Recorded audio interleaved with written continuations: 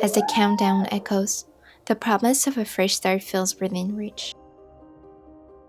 This year, things will be different. 1 year, 365 possibilities to become the best version of myself. Or so I thought.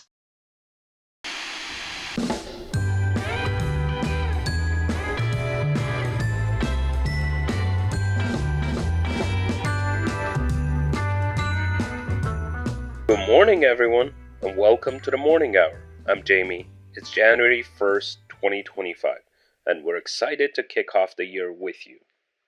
And I'm Claire. Happy New Year! Let's talk resolutions. Because who doesn't love a good January checklist? Oh, totally. It's like New Year, new me, but why the rush to change everything overnight? Right? It's like the world expects us to have all figured out by today. What if I want to start my resolution in March or skip them altogether? Ooh, careful, Jamie. You might be seen as unmotivated. But seriously, why is there pressure to have a big plan for the year? Exactly. So, listeners, what about you? Resolutions or no resolutions? Stay tuned. We'll be back with your thoughts and tips on keeping that New Year energy alive without burning out. What if the question isn't about where you should be, but rather what you're meant to be? Every year it's the same. Sitting down thinking about a year ahead. A blank page to fill, the beginning of a new chapter. Enough time to fix all my flaws and become the person I'm supposed to be. But here's the thing. How is it that some resolutions seems easy to check off, while others sit at the exact same spot on the list year after year? Sound familiar? Trust me, I get it. We've all been there. This year, though, I've realized something. I never actually stopped to ask myself, are these resolutions truly what I want? Or are they just what I feel I should be doing what's labeled as right?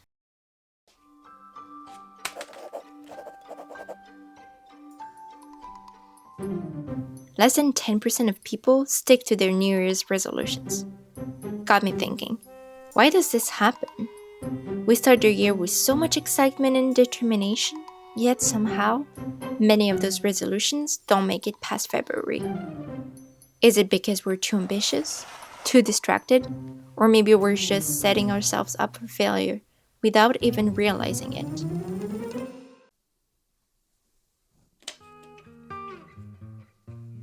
Resolutions often means list, a long, overwhelming collection of things we think we should do. Each goal feels urgent, competing for attention. What seems a perfect plan at first quickly turns into a source of stress.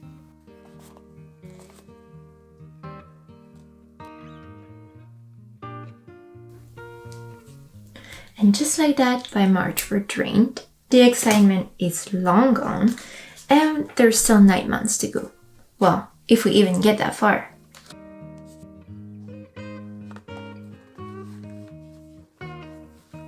Read more books, exercise more. But what does success even look like? Last year, I read 2 more books than the previous one. Technically, I did read more. But by the end of the year, it didn't feel like I had truly achieved that goal.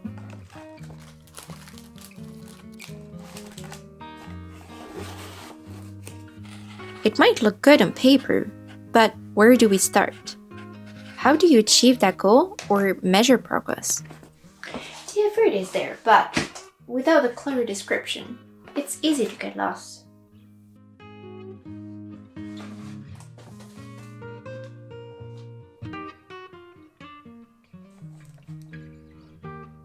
Have you ever tried to remember all your appointments without writing them down? My husband has done this multiple times, and let me tell you, he mastered the art of never showing up. That's exactly what happens to our resolutions. When there's no actionable plan, goals are like appointments without reminders, easily forgotten or missed, leaving us very frustrated.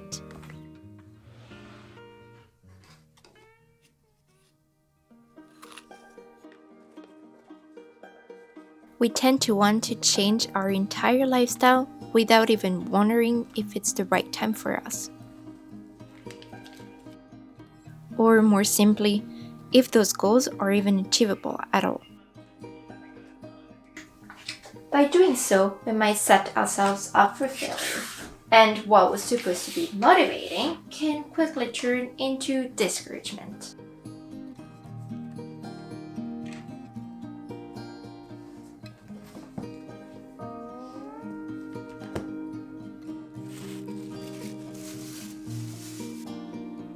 When we don't know the why behind what we want to achieve, it becomes all too easy to give up when challenges arise.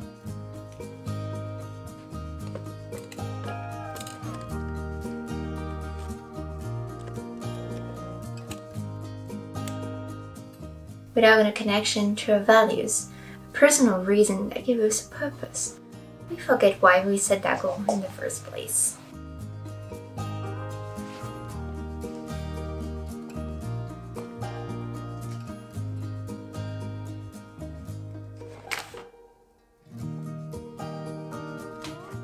To bring your vision to life, you need structure and stability. But often, we forget to include the foundational elements in our plan.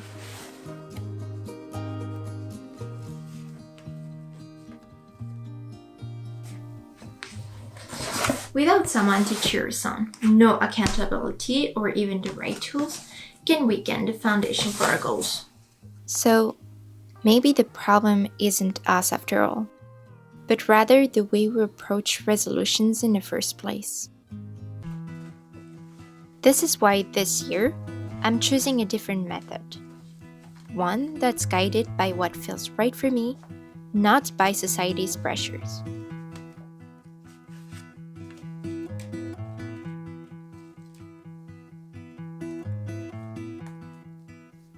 Instead of rushing into a whirlwind of resolutions, I'm embracing the natural rhythm of the seasons.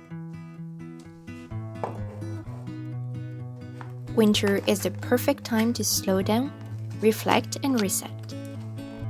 It is not about rushing to have everything figured out right away. It's about planting the seeds now, embracing the idea that to see my flowers bloom, slow and steady steps are essential.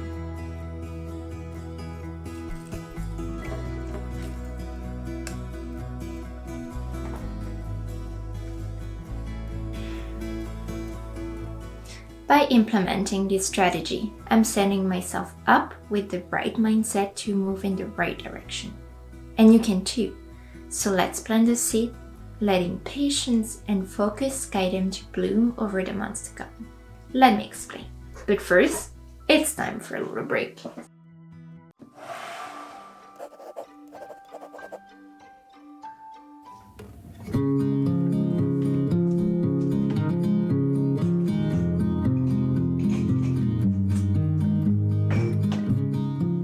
When we focus on what really matters to us, we naturally narrow down our goals. This not only helps avoid the pressure of juggling too many things at once, but also reduces the stress of competing priorities.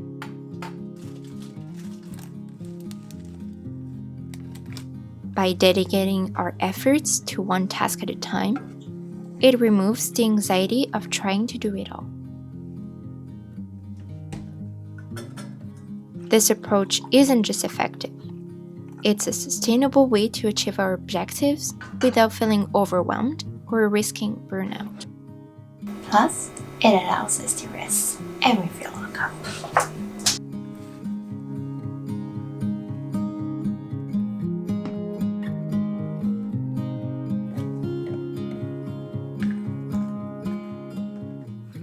Centering our efforts on one priority makes it feel more achievable. And by dedicating our time and energy to it, progress flows naturally, weaving a rhythm of success that carries us forward.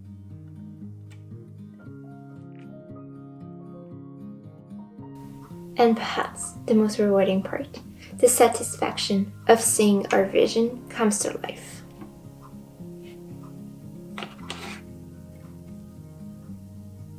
A feeling that builds confidence and sets the tone for your next accomplishment. It gently realigns us with what truly matters, clearing distractions and revealing a clear path. This clarity nurtures purpose, guiding each step towards our dreams. With less clutter and noise, decision-making flows more freely.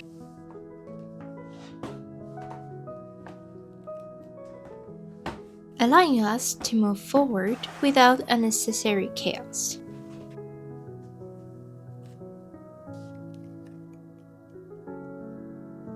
When our actions are aligned with our core values, it becomes easier to push forward, especially when resistance shows up or challenges arise. Just like a light will guide us during darker days.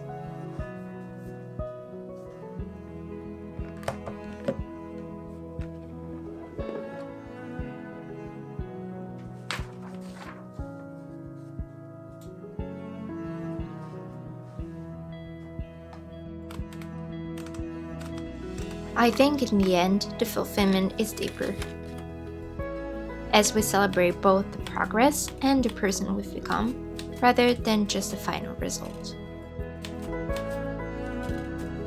This approach focuses on growth and transformation, not just ticking off a list.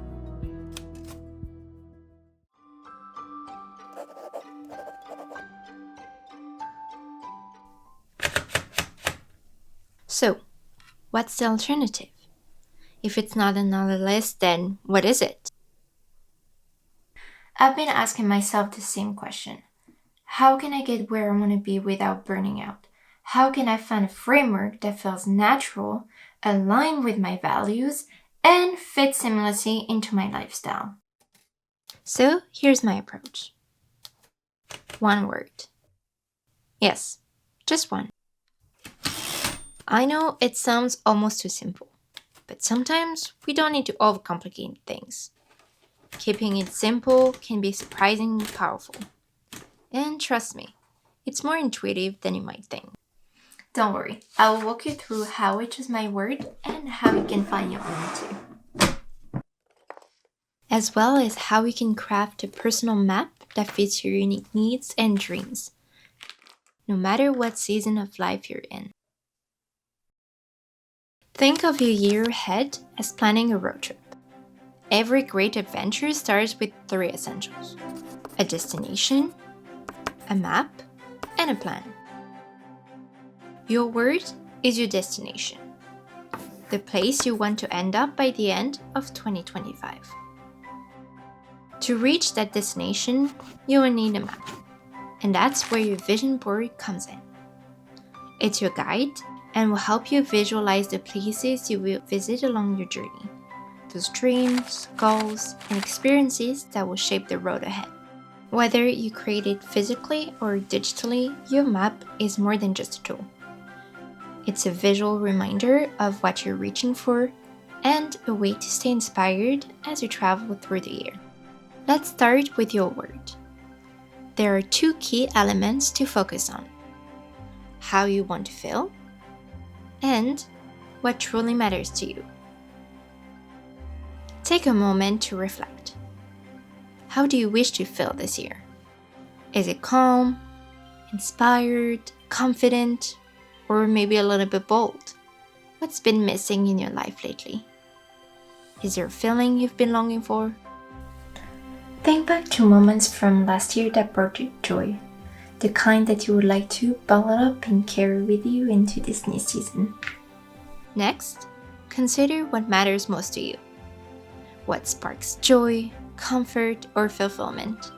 Maybe it's being surrounded by your loved ones, thus in a creative flow, or embracing a more mindful way of living. Don't overthink and let your instinct lead. For me, I've been longing to reconnect with my creative spark and regain confidence after a challenging year.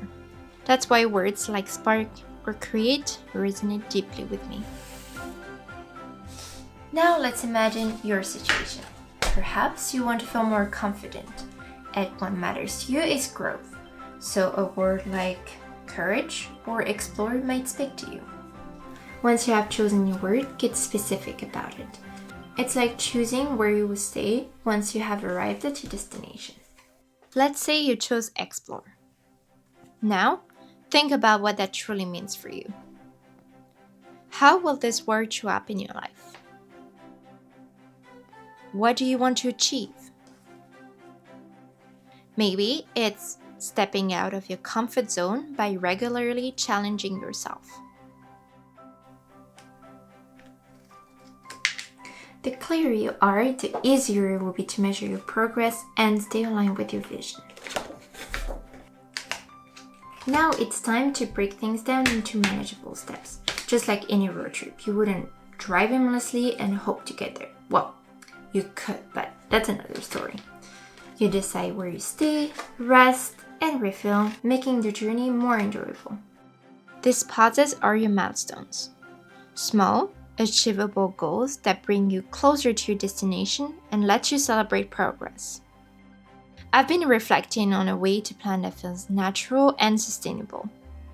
So splitting the year into quarters feels right, but you can move through it month by month or even week by week.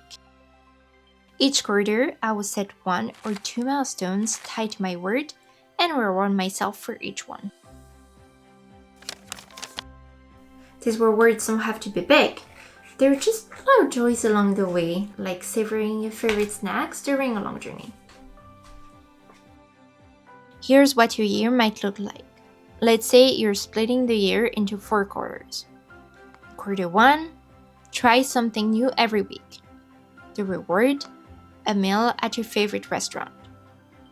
In quarter 2, join a social group or attend 2 meetings per month. The reward, binge watch the latest season of Outlander. Quarter 3, host an event. The reward, a spa day to unwind. And finally, quarter 4, go on a solo trip to a new place. The reward, a fun activity with a close friend. But milestones alone are not enough. We need to actually break them down into smaller, easy steps. It could be daily or weekly, so it doesn't feel overwhelming. To keep things flexible, I'll plan my steps at the start of each quarter, but you can totally map them out in advance if that feels right for you. For example, in quarter 1, try something new every week. You could plan steps like week 1, try a new recipe. Week 2, take an online class. Week 3, visit a new spot in my town. And week 4, read a book from a different genre. But here's the thing. If we don't check the map along the way, it's easy to drift off course. Regular check-ins, like reviewing your progress or reflecting on your goals, keep you on track. I'll do mine monthly, but find what works best for you. I've also decided to keep a reflective journal, like a travel journal, to document my thoughts, experiences, and growth along the way.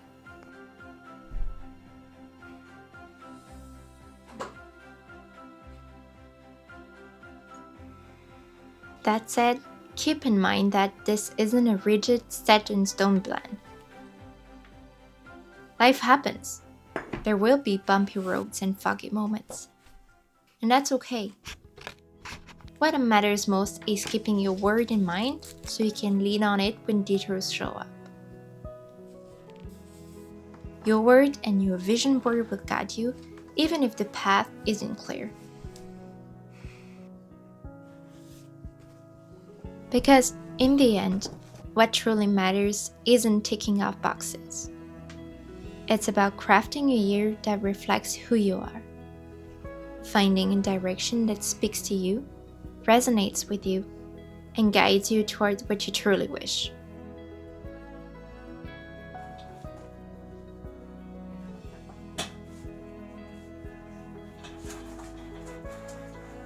I can't wait to see where this word will lead me. And you too. So, what if today is the moment to begin?